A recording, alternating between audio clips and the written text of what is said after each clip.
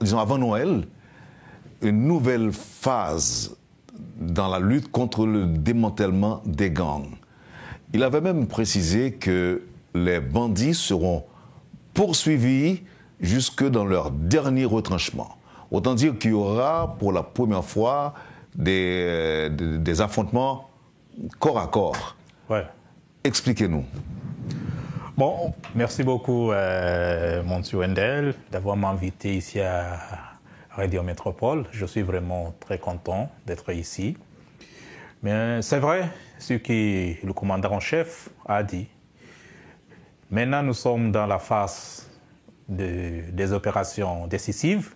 Et c'est pour cela qu'il a dit que nous allons maintenant poursuivre les bandits jusqu'à la fin. Donc c'est vrai. Ce qu'il faut savoir, la première chose, c'est que nous sommes arrivés ici au mois de juin. Et depuis le mois de juin, c'était la phase du déploiement. Et ça a pris 6 mois. 5 mois, c'est pas 6 mois, 5 mois. Donc c'est la fin du mois de novembre qu'on a terminé la phase du déploiement. Donc, maintenant, vous êtes en train de nous dire que ça, c'était la phase de reconnaissance qui était, si longue? Oui, c'était si longue. C'était la phase de reconnaissance, la phase de recevoir les matériaux, les armes, tout ça. Et puis les personnels des pays qui allaient envoyer les policiers ici pour la MSS. Donc on a terminé cette phase-là. Donc maintenant, nous allons commencer avec la phase des opérations décisives. Et c'est très compliqué, oui, et c'est là que nous avons déjà commencé au mois de décembre. Donc les opérations décisives vont débuter. Les Haïtiens doivent le mettre en tête. Voilà. Dès ce mois de décembre. Dès ce mois de décembre. Oui, c'est pour cela que le chef commandant Otungé a déclaré ça. Oui. Maintenant, qu'est-ce qui vous faisait défaut? Qu'est-ce qui a manqué? Pourquoi 5 mois? Pourquoi? C'est selon le programme du MSS. Il y avait 4 phases. Le premier phase, c'est déploiement. Le deuxième phase, c'est le commencement des opérations décisives. Le troisième phase, c'est la phase de stabilisation. Et puis la dernière phase, ce sera la phase de transition. Donc, pendant la phase des opérations décisives, c'est maintenant combattre, démanteler les gangs, les chasser là où ils se cachent, dans les quartiers, là où ils se trouvent. Et les gang leaders, chasser les gang leaders pour qu'on puisse les arrêter. Donc, c'est la phase des opérations décisives. La phase comment dirais-je, c'est pas transition, mais stabilisation, c'est quand maintenant il y a de la paix, on a déjà chassé les bandits là, donc organiser des choses comme telles. Et puis la dernière phase, c'est la phase de transition. Maintenant, nous avons déjà terminé notre travail. Comment est-ce que nous allons maintenant retourner chez nous? Est-ce que nous allons continuer à travailler et supporter la police piénage? Oui ou non? Donc, c'était programmé comme ça. Ce n'est pas nous qui avons décidé de rester à la base pendant 5 mois. Mais comme vous avez constaté, mon cher ami Wendel, quand nous sommes arrivés ici en Haïti au mois de juin, vers la fin, c'était pour nous de rester à la base en attendant le déploiement des autres personnels. Mais quand nous sommes arrivés ici, les Haïtiens nous ont bien reçus à l'aéroport. Et nous avons constaté comment la situation sécuritaire était ici. Donc, au lieu de rester en attendant les autres personnels, nous avons décidé de travailler avec le piénage et supporter le piénage pour qu'on puisse quand même démanteler les gangs. Oui. Phase de reconnaissance, déploiement sur le terrain. Vous avez quand même, votre réputation vous a précédé dans le sens que vous aviez déjà cette pratique de démanteler les gangs même dans votre pays. Il est vrai que votre pays a encore des problèmes de gangs, mais n'empêche que vous aviez cette habitude.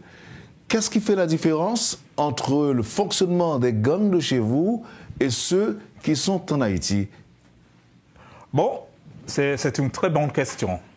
Mais quand nous sommes arrivés ici en Haïti, nous avons constaté beaucoup de différences. Je peux commencer par exemple, les personnels kenyans, les policiers kenyans ne comprenaient pas les terrains. Ici en Haïti, les rues sont très étroites. Ce n'est pas comme chez nous. Ici, on conduit à droite. Non, chez nous, c'est à droite. Oui, ici, c'est à gauche. Ici, c'est à gauche. Donc, les chauffeurs devraient quand même apprécier comment on conduit les voitures, les véhicules. Là. Et deuxièmement, il y avait un défi au niveau de la langue. De communication. Ici, de communication. Ici, on parle de créole, de français. Chez nous, c'est anglais, c'est swahili. Donc, pour qu'on puisse se comprendre bien, on a commencé à apprendre le créole et le français. Et c'est pour cela. Mais au niveau des gangs, ils sont quand même un peu différents. Parce que chez nous, on se bat avec les gangs dans les quartiers. Là, c'est pas surtout dans les villes comme Pape, ici, Port-au-Prince. Mais ici, quand nous sommes arrivés ici, ce sont les gangs qui utilisent, ils profitent des bâtiments déjà abandonnés. Vous voyez, chez nous, on n'a pas de bâtiments abandonnés. Oui, donc c'était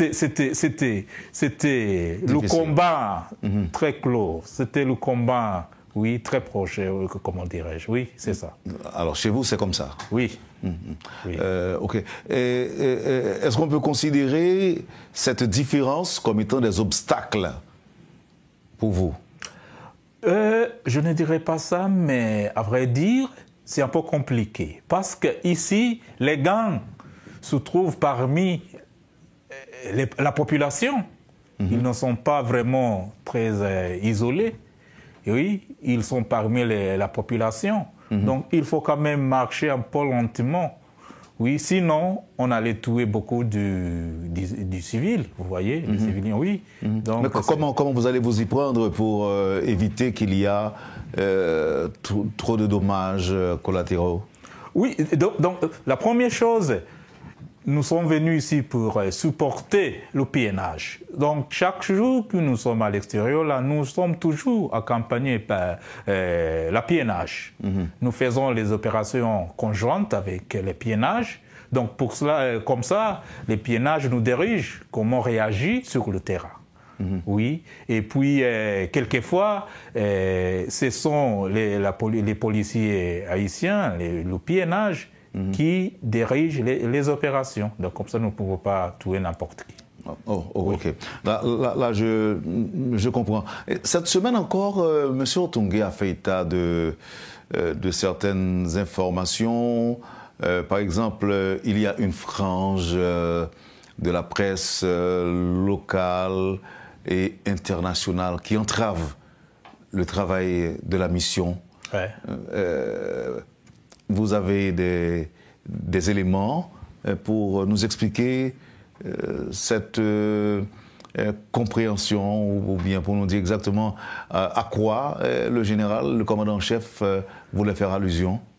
Bon, à vrai dire, mon ami, nous, les Kenyans, nous nous sentons comme les Haïtiens. Nous sommes les Noirs comme les Haïtiens. Donc, même la culture, c'est presque la même comme celle des Kenyans. Et c'est dommage que maintenant que nous rentrons dans la phase des opérations décisives, bien sûr, les gangs, il y a les gens qui ne sont pas vraiment très contents avec ça. Donc, on a commencé à avoir beaucoup de propagande. Parmi les propagandes qu'on a partagées, qu'on a vues dans les médias sociaux, c'est qu'il y a les policiers kenyans qui ont démissionné, il y a les policiers kenyans qui n'ont pas encore reçu leur salaire. Mais c'est faux. Donc il faut bien constater qu'il y a les gens, il y a les organisations qui ne sont pas contents, maintenant que nous faisons beaucoup de progrès. Parce que nous rentrons dans la phase des opérations décisives. Oui. Vous dites progrès. Oui. Alors que les Haïtiens ne voient pas encore ces progrès. Bon, moi, je suis toujours les réseaux sociaux, mais je commence à constater que les Haïtiens maintenant commencent à apprécier ce que les Kenyans, la mission MSS font. Oui. Les Haïtiens jusqu'à présent sont, je dirais, sceptiques par rapport aux capacités policières haïtiennes et de la mission. Pour vaincre les groupes armés, ils constatent que 6 mois après le début de déploiement de la mission, c'est comme si que ça piétine. Il est vrai que vous venez de donner quelques explications, mais l'impression c'est que l'on piétine, on fait du surplace. Tandis que les groupes armés gagnent davantage de terrain. Alors qu'il n'y a pas beaucoup de résultats, les groupes armés gagnent de nouveaux territoires. Comment renforcer la crédibilité de la mission aujourd'hui? Bon, moi je comprends la population haïtienne et j'apprécie beaucoup la population haïtienne. Quand nous sommes arrivés ici, la population haïtienne avait beaucoup d'espoir. C'est vrai, la situation était catastrophique, mais la population haïtienne avait beaucoup d'espoir. Donc au lieu de rester à la base en attendant les autres policiers d'arriver, nous avons commencé à travailler avec le piénage. Et ils ont raison pour critiquer ce que nous faisons. Mais à vrai dire, nous avons déjà fait beaucoup de progrès. Pour assurer les Haïtiens, c'est que selon le programme, comment on a programmé la mission MSS, à la fin du 5 mois, il devrait avoir au moins 2500 policiers sur le terrain. Malheureusement, nous sommes seulement 400 sur le terrain. Donc avec 400, on ne peut pas quand même combattre les gangs comme un groupe de la mission de 2500 personnes. Donc nous faisons ce que nous pouvons faire avec le piénage. Mais quels sont les obstacles réellement au déploiement des 60%, soit 620 policiers kenyans? Quid des autres contingents? Comment? Vous pourriez répéter un peu? Oui, alors je dis, quels sont les obstacles au déploiement des 60%, soit 620 policiers kenyans? Qu'est-ce qui s'est passé? Et puis, quid des autres contingents? Ça veut dire, où sont les autres contingents? Bon, premièrement, Kenya a promis, notre président a promis, Kenya allait envoyer 1000 policiers kenyans. Ils ont déjà formé, ils sont prêts maintenant à venir ici en Haïti et dans quelques semaines, ils vont arriver ici en Haïti. Ce sont les Kenyans. Donc les 620, les six policiers, ils vont arriver dans quelques semaines. Je ne peux pas qualifier quand, mais dans quelques semaines. Pour les autres pays qui devraient déployer leurs policiers, je sais que les Guatémalens vont arriver. Je sais que le Bahamas, ils vont ajouter leurs policiers ici. Je sais que, comment dirais-je, les Jamaïcains, lui aussi, ils vont ajouter les policiers ici. Donc, vers la fin du mois de décembre, nous allons avoir une augmentation des policiers. Considérable? Bon, disons environ, si tout va bien, peut-être 1000. 1000 autres? Oui, 1000. Mais j'ai appris aussi qu'il y a un dirigeant qui avait promis d'envoyer des militaires ou des policiers en Haïti. Mais à un moment donné, en raison des informations qui circulent, selon lesquelles la terreur est partout en Haïti, il avait même demandé à ses agents de ne pas rester en Haïti s'ils se sentent vraiment en danger, de retourner dans leur pays. Vous avez entendu ça? Oui, j'ai bien. Bon, je sais que tu veux parler du Bahamas. En effet. C'est le gouvernement du Bahamas qui a dit ça, mais il a clarifié ça. Ce n'était pas les policiers, les soldats qui sont à la MSS, mais c'était sur leur ambassade, le consulate ici en Haïti. Là, les soldats sont toujours ils travaillent toujours à la MSS, donc ils n'ont pas envie ils ne sont pas partis. Ils ne sont pas partis. Ils ne sont pas partis. Quel est, pour l'instant, le niveau de financement actuel de la mission? Ça, je ne peux pas quand même aller très profondément à expliquer ça parce que ça reste avec Washington, avec l'ONU, avec le Trust Fund.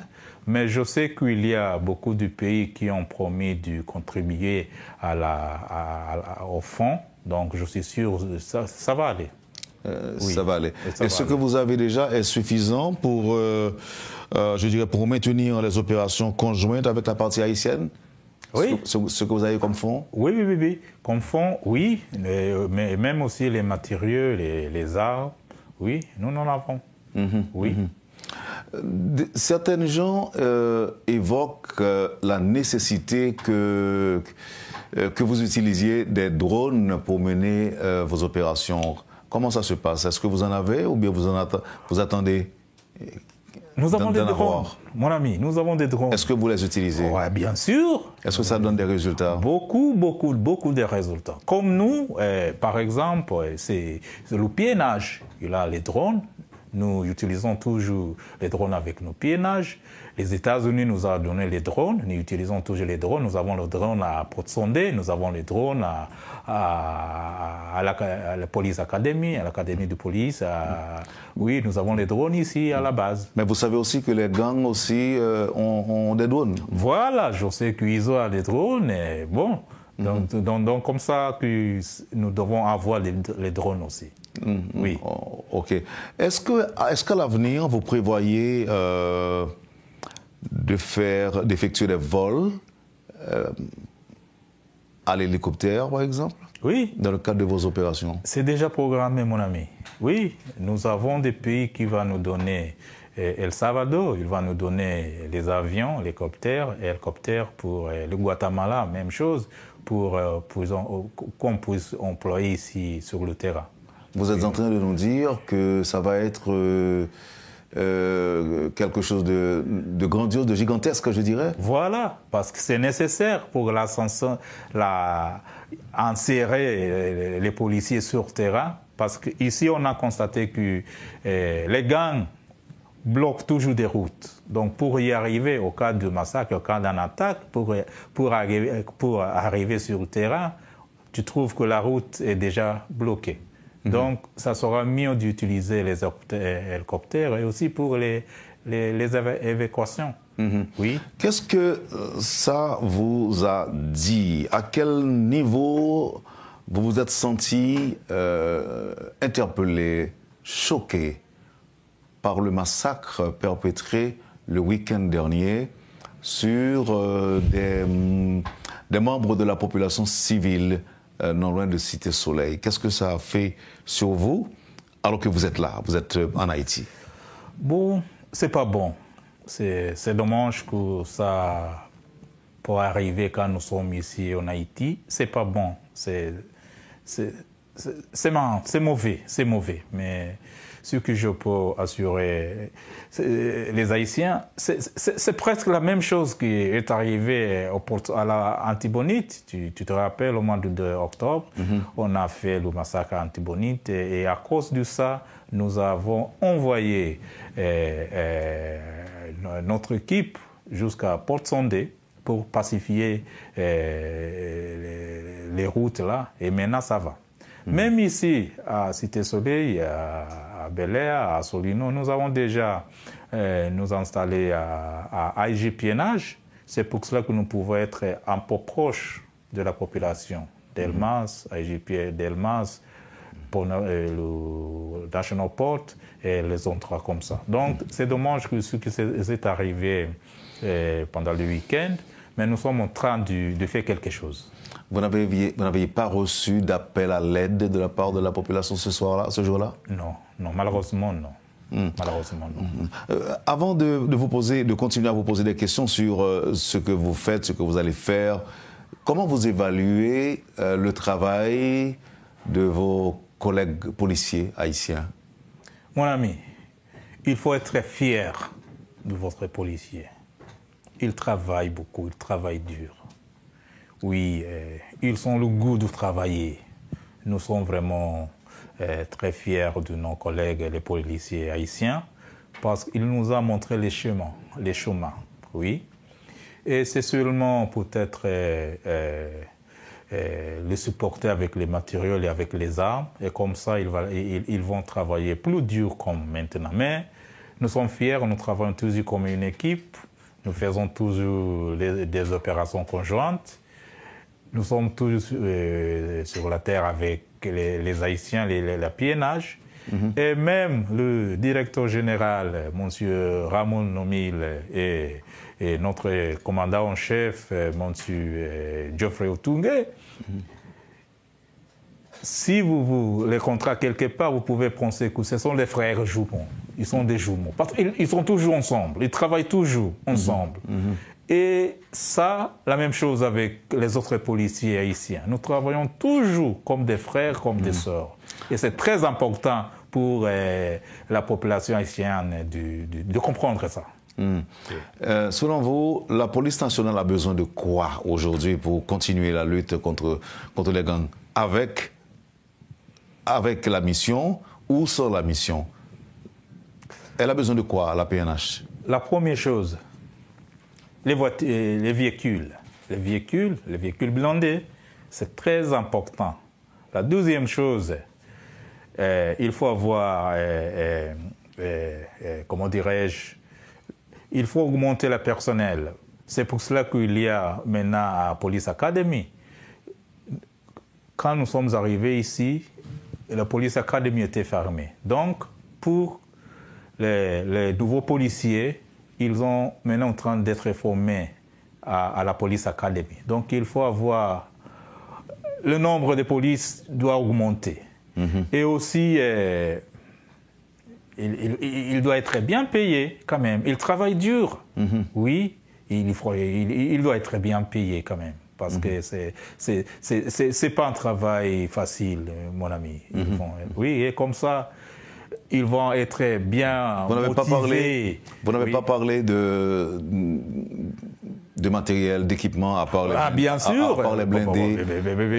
Des armes, oui, des fusils, de l'amination, tout ça. C'est très important. Et je sais qu'il y a des pays qui sont en train de l'aider, comme le Canada, oui, les États-Unis, je sais, la France. C'était hier. Ce que j'ai vu, l'ambassadeur de France a donné le PNH quelques véhicules blindés, si je me rappelle bien, oui. Donc c'est très important. Monsieur Jack Ambaka, vous êtes porte-parole de la mission onusienne. Merci d'accepter d'échanger avec Télémétropole. Et quelquefois, je me demande si tu n'as jamais été militaire, parce que la question que tu viens de me poser, c'est une question... Militaire. Militaire. Premièrement, les blindés ne sont pas suffisants. Ne sont pas suffisants. Ça, c'est clair. Il faut en avoir beaucoup de blindés. Parce que les gangs ici sont bien armés quand même. Oui, ils nous attaquent, ils utilisent les bâtiments qui sont déjà abandonnés, ils se cachent là-bas. Donc, c'est un peu compliqué. Mais pour les blindés, ce que je peux dire, c'est qu'il faut quand même quelques modifications. C'est très nécessaire. Premièrement, les pneus. On rapporte qu'on aurait acheté des blindés transporteurs de troupes. Or, ce n'est pas ce qu'il nous faut exactement. Non, c'était en début, mais maintenant on a changé. On a changé. Nous avons réussi. C'était comme nous sommes commencé cette mission au mois de juin. Les États-Unis nous ont amené les blindés, justement pour transporter les personnels. C'était comme ça. C'est ce que nous appelons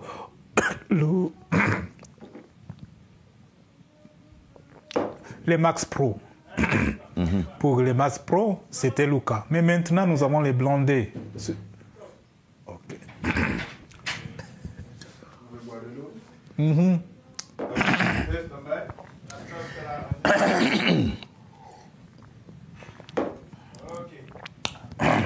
Ça va? Ah oui, ça va maintenant. Oui. Oui, donc pour les blindés, en début, nous avons eu les blindés qu'on appelle Max Pro et c'était pour eux-mêmes transporter les personnels. Mais maintenant, on a changé. Nous avons des blindés qui sont bien faits. Ce sont les blindés pour combattre les gangs. Oui. Et pour les modifications, c'est au niveau des pneus. Parce qu'on a constaté que les bandits, ils attaquent les pneus. C'est là où ils diffusent les pneus.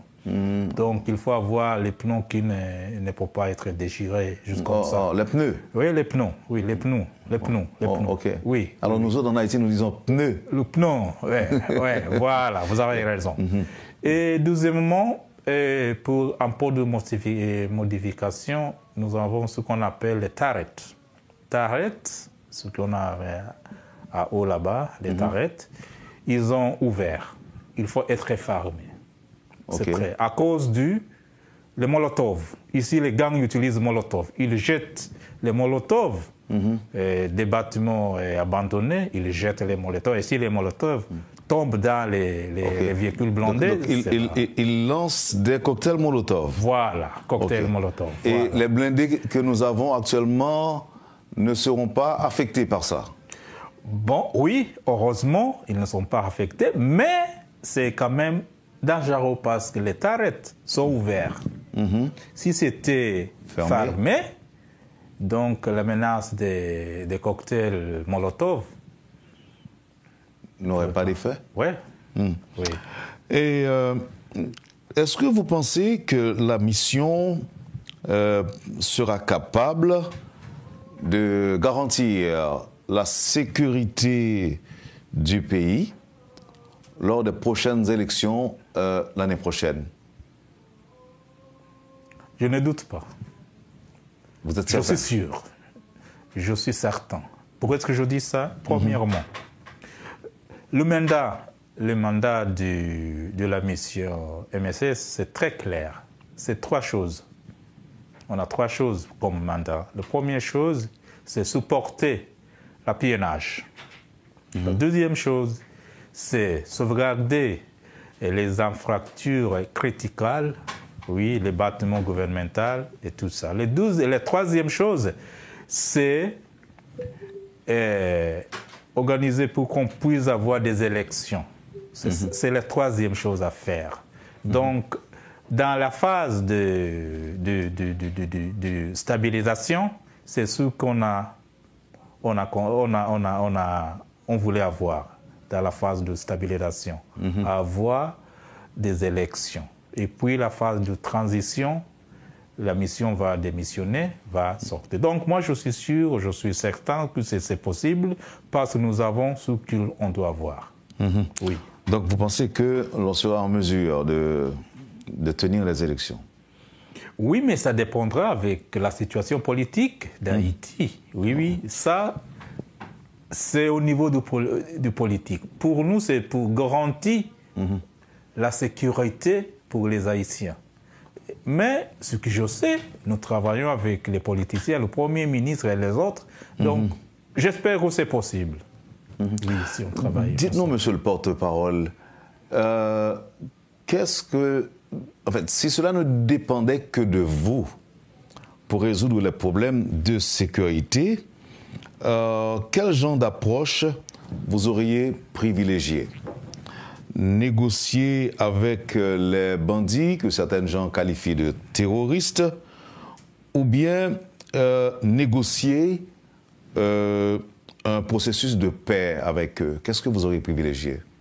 Malheureusement, mon ami, malheureusement, selon les mandats qu'on nous a donnés, on n'a qu'une chose comme négociation. Nous n'avons pas de négociation sur la table comme mandat. Nous avons 3 mandats. 3 choses à faire. Comme j'ai déjà mentionné, c'est supporter le pionnage, l'infrastructure et aussi les élections. 3 choses à faire. Pour la négociation, c'est au niveau politique. Ce sont les politiciens qui peuvent faire ça. Et le dialogue, négociation, dialogue... Dialogue, négociation. Pour nous, nous ne sommes pas là pour négocier avec les bandits. Mais je dois souligner quelque chose ici. Ce qu'on a constaté, c'est que même les bandits qui nous combattons là-bas, ce sont les jeunes garçons, ce sont les garçons 15 ans, 17 ans, 14 ans. Ce sont les jeunes garçons. Donc, pour qu'on puisse faire, nous sommes en train maintenant de travailler avec l'UNICEF. S'il y a les jeunes qui aimeraient quand même laisser tomber les armes, ils peuvent se présenter à la UNICEF. Et comme ça, nous allons avoir des programmes comme réhabilitation, voilà, et aussi désengager et réintégration. C'est très important. Mais réinsertion, réhabilitation. Voilà, c'est ce que je voulais dire. Oui. OK. Oui. Il y a des spécialistes en sécurité qui prétendent que les gangs haïtiens, sont beaucoup mieux formés ou équipés qu'on le croyait.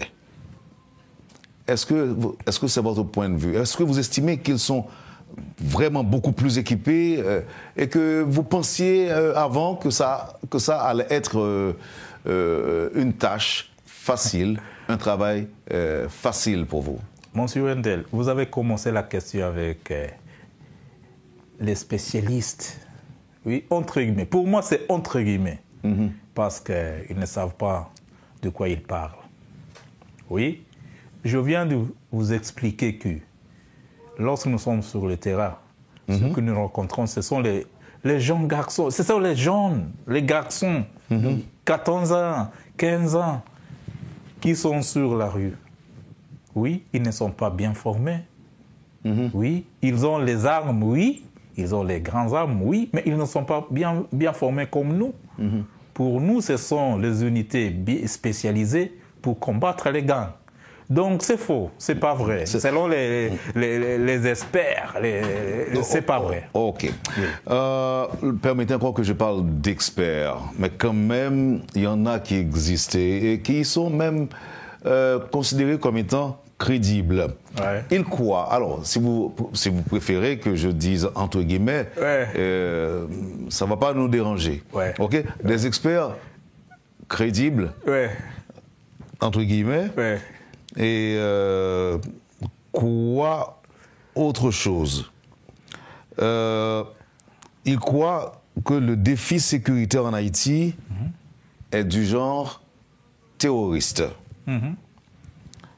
Dans ce cas, n'est-ce pas que la mission nécessite des moyens humains et matériels militaires pour faire face à ça? Mon ami, chez nous, nous combattons les terroristes. Ce sont les Al-Shabaab, tout près, en Somalie. Nous sommes même en Somalie comme mission. Ici, ce n'est pas le cas du terroriste. C'est pas encore? Non, ce n'est pas encore. Les terroristes sont comment dirais-je, ils sont bien formés, oui, ils utilisent, comment dirais-je, les matériels, comment on appelle ça, IED, Improvised Explosive Devices. C'est très dangereux. Donc, si on commence à utiliser ça ici, ça sera très grave. Ici, il n'y a pas d'idéologie. Oui. Il n'y a pas d'idéologie. Alors les gens pensent que les gens font allusion aux terroristes, c'est surtout après les attaques sur les avions. Ils ont dit ça. Donc pour vous, c'est encore du banditisme? C'est du banditisme. Comment est-ce que vous pouvez définir le mot terrorisme? C'est pas si on a fusillé l'avion. C'est pas le cas. Il y a beaucoup plus que ça. Oui. Il y a plus que ça. Est-ce que vous croyez que l'insécurité qui est en Haïti est téléguidée ou encore est commandité par une frange de la communauté internationale. Est-ce que vous pensez, est-ce que vous y croyez? Bon, bon, ça se passe dans presque tous les pays au monde. Ça se passe, il faut avoir les communautaires internationaux. Oui, ça se passe. C'est possible. C'est possible, oui, mais vous ne pouvez rien confirmer. Moi, je ne peux pas confirmer, confirmer ça, mais comme les autres pays, ça se passe. C'est pas uniquement pour Haïti. Hein. Oui, ça se passe. OK. Oui. Le Bénin ouais. avait proposé un contingent militaire. Avez-vous des idées là-dessus? Au niveau opérationnel, laissant l'aspect diplomatique aux décideurs politiques? Pour le Bénin, on continue un peu de se parler et de planifier. Ce n'est pas encore complet, mais la discussion continue toujours. Oui. Y a-t-il du nouveau au Conseil de sécurité dans la perspective de transformation de la mission en une opération onusienne de maintien de la paix? Oui, l'usienne du maintien de la paix, oui. Pour nous, nous sommes prêts. Si ça prend la direction de l'usienne, ça va. Mais la plus importante, c'est que est-ce qu'il y a des fonds? Oui, des monétaires. Il y a des fonds pour la mission. C'est le plus important. Si on peut avoir des fonds grâce à l'ONU, ça va avec nous. Oui. Le vrai message, monsieur le porte-parole, oui. à adresser aux Haïtiens aujourd'hui, relative à votre présence ici en Haïti, ce serait quoi le message? Le message? Bon, ça, je dois respirer un peu et puis je vais te répondre. Mais, à vrai dire... Vous pouvez boire un peu d'eau. Oui, je peux même boire. Mais à vrai dire, nous sommes vraiment très contents, très fiers des Haïtiens. Nous aimons les Haïtiens. Ils sont nos frères, nos sœurs. Nous aimons les Haïtiens. Et quelle différence y a-t-il, selon vous, entre les Kenyans et les Haïtiens? Je dirais, c'est la position géographique. C'est seulement ça. Seulement ça. Oui. Donc, ceci dit, vous vous sentez chez vous? Nous nous sentons très à l'aise. Nous nous sentons chez nous. Et c'est pour cela que nous travaillons très dur, nuit. Malgré la différence de langue, malgré la difficulté dans la communication, vous vous sentez chez vous? Bon, la difficulté n'existe plus. Je sais qu'il y a beaucoup de policiers kenyans qui maintenant parlent le créole couramment. Ah ouais? Ils parlent le créole. Ils l'ont appris où? Ici en Haïti. En 5 mois? À 7 mois, oui. Oui. Si nous avons à Port-Sondé, ce sont les Kenyans qui travaillent avec les policiers haïtiens. Il y a des gens qui parlent Pas de barrière culturelle, on s'adapte facilement? On s'adapte très vite. Heureusement, grâce à la étroite collaboration entre PNH et les policiers, on a surmonté ça. Donc, nous sommes vraiment très fiers des Haïtiens. Nous aimons qu'au mois de décembre, ils fêtent le jour de Noël à la campagne. Nous allons essayer de toute façon de débloquer les routes nationales qu'on a bloquées, surtout avec les gangs. Vous avez un plan déjà pour ça? Un plan pour rouvrir les axes bloqués par les gangs? Oui, nous avons un plan, mais je ne peux pas déclarer. Non, je n'allais pas vous le demander non plus. Voilà. C'est très important pour nous, parce que pour la première fois, nous aimerons que les Haïtiens s'amusent pendant la journée de Noël. Monsieur Mbaka, vous êtes présent, vous êtes actif sur les réseaux sociaux? Très actif. Vous entendez aussi les messages teintés de menaces de la part des chefs de gang? Vous les entendez? Oui, toujours. Vous savez aussi qu'ils se disent prêts à vous affronter Est-ce que vous avez entendu ça? Ce sont des blagues. Vous croyez que ce sont... Ah oui, ce sont des blagues. Nous sommes prêts. Nous avons déjà commencé les opérations décisives. Vous allez voir. Maintenant, ils se sont cachés. Ils sont où? Je n'entends pas parler du barbecue. Ils ne parlent plus. Où est ISO? Où est Ventilo? Ils ont tous disparu. Nous sommes à Solino. Ouais, nous sommes à la piénage, à IJ-piénage. Mais ils continuent. Nous allons rester là-bas jusqu'à la fin de cette mission. Mais ils continuent leurs attaques. Par exemple, il y a des problèmes du côté de Nazon, du côté de Crissois, il y a des problèmes au niveau de l'ALU. Je ne sais pas si vous connaissez très bien, vous identifiez ces quartiers-là, mais ils continuent d'incendier des maisons. Nous avons une stratégie, mon ami. Nous avons une stratégie. Nous sommes au début des opérations décisives. Nous avons bien compris la situation sur la terre. Donc les opérations décisives, oui. C'est... Bon, je ne vous demande pas de détails, mais ce serait quoi, opération décisive? Je ne faut pas mentionner ça, mais vous allez voir, c'est maintenant aller nous arrêter les leaders des gangs. C'est ça. Ce sont les leaders, les chefs des gangs. Ce sont là vos principales cibles? Oui. Les chefs de gang? Ouais. C'est la cause des problèmes. C'est eux qui cause les problèmes. Donc c'est ça. J'ai l'impression que si jamais il y a des chefs de gang qui vous entendent, là maintenant, vous pensez qu'ils vont avoir peur ou bien qu'ils vont sourire? Bon, c'est mieux si ils laissent tomber, ils jettent les armes pour la paix. C'est mieux comme ça. Donc, comme vous l'avez dit, vous n'allez pas négocier, il n'y a pas de... Non, pas de négociation, mon ami. Pas de dialogue, pas de négociation. Non, c'est pas pour nous. Selon le mandat, on ne nous a pas donné le mandat de négocier avec les gangs. Non. C'est peut-être à côté politique, avec le Premier ministre, avec le gouvernement, on peut faire ça avec les ONG. Oui, on peut faire ça, mais pour la mission MSS, nous sommes là pour 3 points seulement. Pas de négociation avec les gangs. On ne peut pas parler avec les gangs. Ce n'est pas notre mandat. Oui, c'est très clair. Je dois mettre ça très clair. Est-ce que l'on peut avoir un dernier mot, M. Ombaka? Dernier mot? Souhaiter les Haïtiens joyeux Noël. Nous allons fêter avec les Haïtiens pendant le Noël, parce que j'espère que il y aura assez de paix pendant les... Mais la Noël, c'est dans quelques jours. Quelques semaines. Dans 2 semaines. Ouais. Vous pensez qu'on sera déjà prêt? Nous allons travailler dur. Nous ne dormons pas.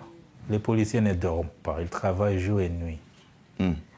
7 jours sur 24 heures. C'est difficile, mais nous allons le faire. Nous aimons les Haïtiens et nous assurons les Haïtiens que nous sommes là pour... C'est seulement continuer à nous supporter, continuer à collaborer avec la mission, comme on voit à Port-Sondé. Moi, je suis vraiment très content. Je suis très fier avec la population à Port-Sondé. Ils sont toujours là, travailler avec la police. Mais là, je crois, et je suis content que le mariage population-police fonctionne. Oui. Et que cela donne des résultats. Oui. Et c'est très important. Même ici à Pape, je suis content que ce mariage fonctionne. Oui. Merci beaucoup. Commissaire Jacques Ombaka, vous êtes porte-parole de la mission kenyane en Haïti et c'était avec un grand plaisir que nous vous avons reçu sur le plateau de la rubrique Le Point. On va voir, on va regarder, on va observer ce qui va se passer dans les prochains jours, dans les prochaines semaines. Comme vous le promettez, les Haïtiens pourront jouir d'une bonne fête de Noël. Ils pourront passer de bonnes fêtes de Noël et de Nouvel An. Je vous en remercie et tenez bon et à bientôt. Merci beaucoup. Au revoir. Vous avez suivi, madame, monsieur, la rubrique Le Point de Radio et Télémétropole. C'était le porte-parole de la mission kenyane en Haïti, monsieur Jacques Ombaka. Merci de nous avoir suivis. Passez une bonne